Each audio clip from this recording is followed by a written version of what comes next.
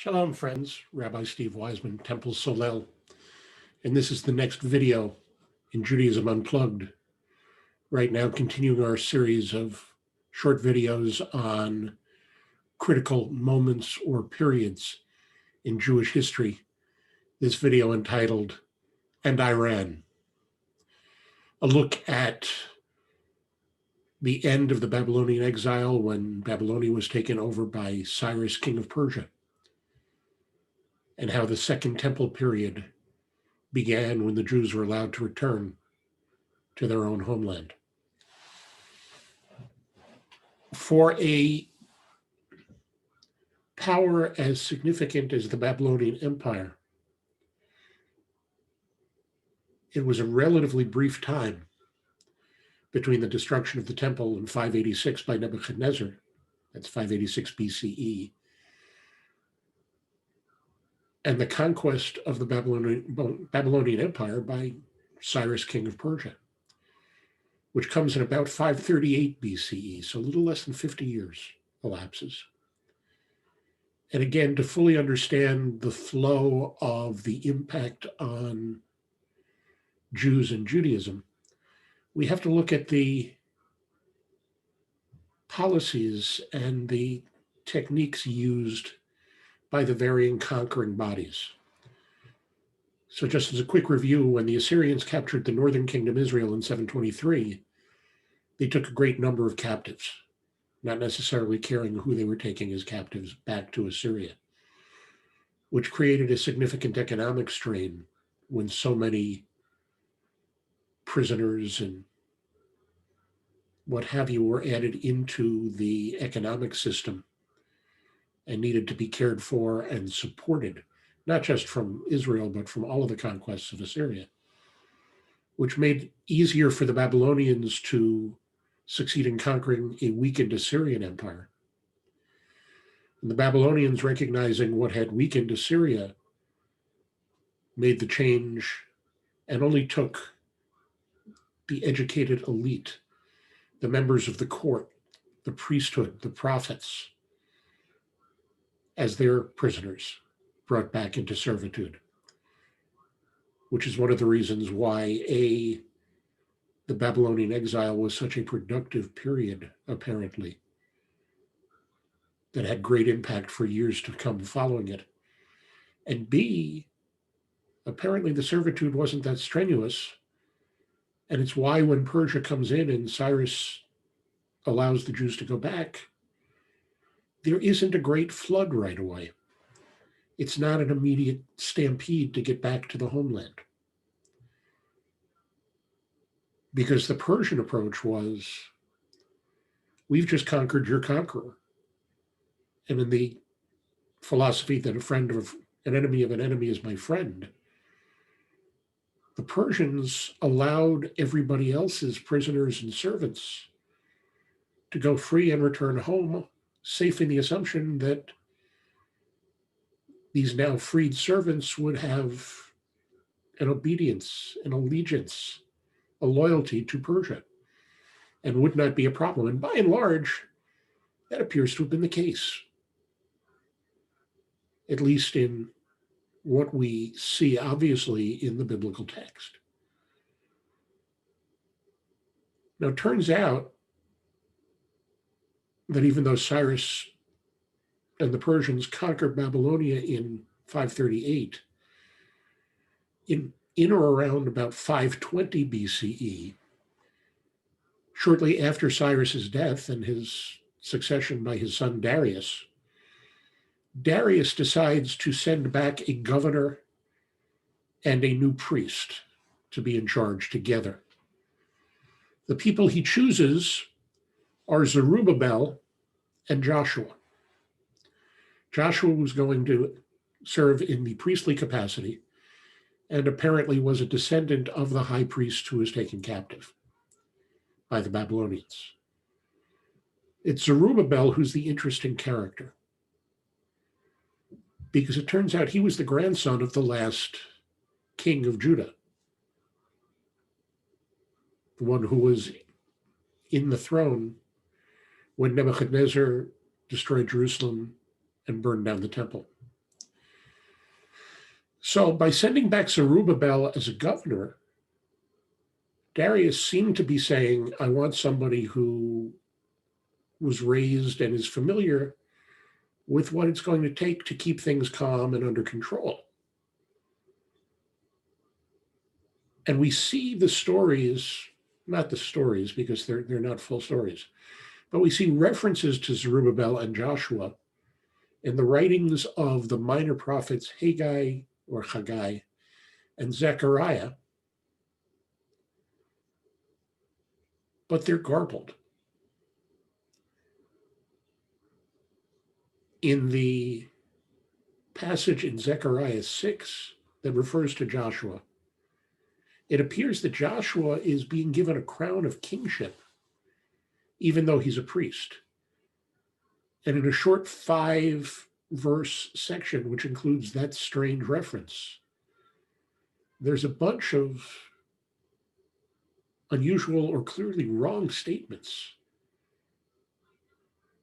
on the assumption that Joshua was sent back to be the priest and Zerubbabel the governor.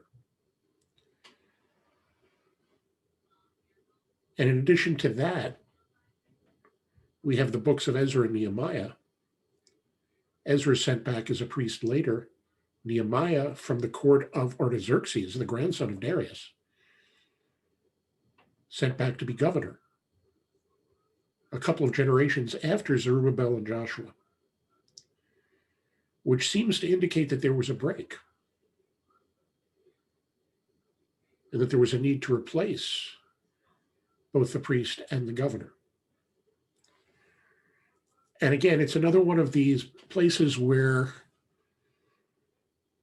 readers of the biblical books from a religious perspective see details, aren't sure what to make of them, and just sort of leave them sit.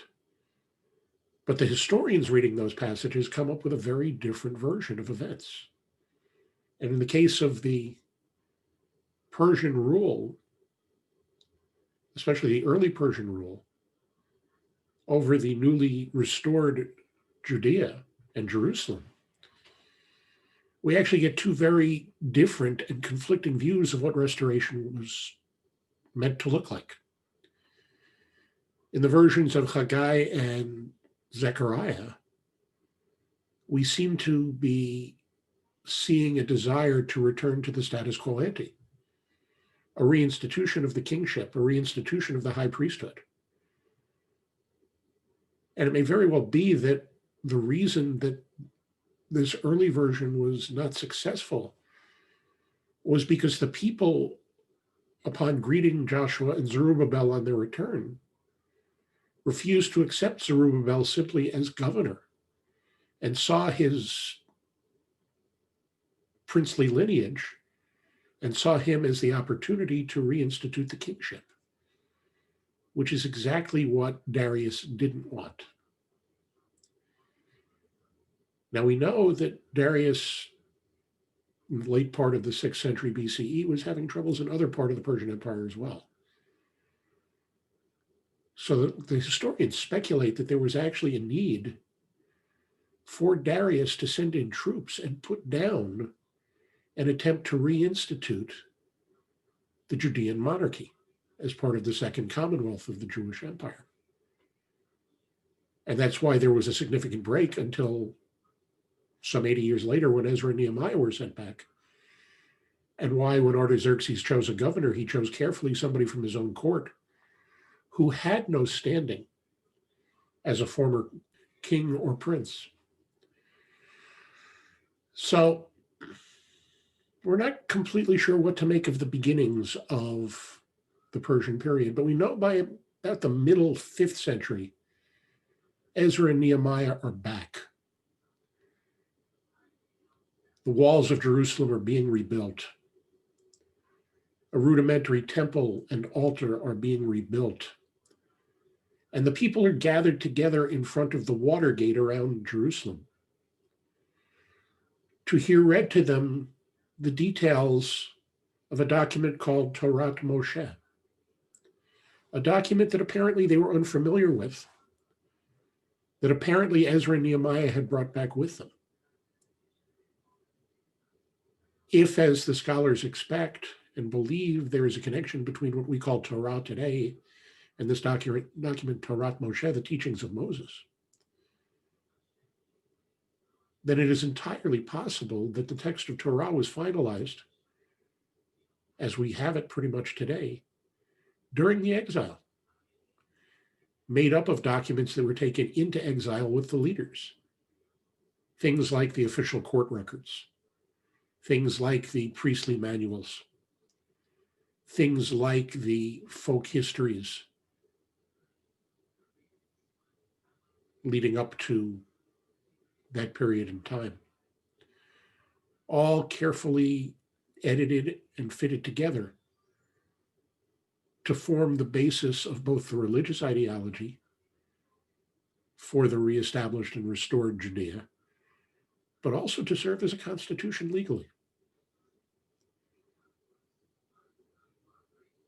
We don't know much else about what happens during the Persian period, but we do know that by the time Alexander the Great comes into the area in about 333, about 100 years after Ezra and Nehemiah were dividing the roles of leadership between priest and governor, it appears that those two roles by the time of Alexander have been rolled into one, and that the priest in charge of the temple and the religious functioning is also serving as the governor appointed by Persia and then Greece, and then after Alexander's death, by whichever of the monarchies grew out of the division of Alexander's empire amongst his generals. But that's actually our next video, is the significance of Alexander's arrival. But it's in this Persian period, someplace between the middle to late 6th century BCE and mid 5th century BCE, when under Persian permission, the Jews returned to Judea. They reestablished Jerusalem as their capital and centerpiece, rebuild the temple and fortify the city, and create what is known as the beginning of the Second Commonwealth period, the Second Temple period, that will last until 70 CE, when the Romans again destroy the temple and send the Jews into exile. Just one final note on the end of the Babylonian exile. Not all the Jews returned from Babylon. And apparently not all the Jews who had gone in other directions, especially south into Africa, returned either. So even though we don't have much historical record of what's going on in those other Jewish communities in this period, we know they exist. And really, for the first time, we have parallel Jewish existence both in the land and outside of it. A reality that's going to become very important towards the end of the Second Temple period, when a new exile, a new diaspora is thrust upon us. But for now, this is the start of the Second Temple period. We have Cyrus and his son Darius particularly, and Artaxerxes slightly less so, to thank for being mostly successful. As always, if you have questions, I invite you to share them with me via email by way of the Temple Solel website at templesolelmd.org. And until our next video, I say shalom, friends, and we'll see you again soon.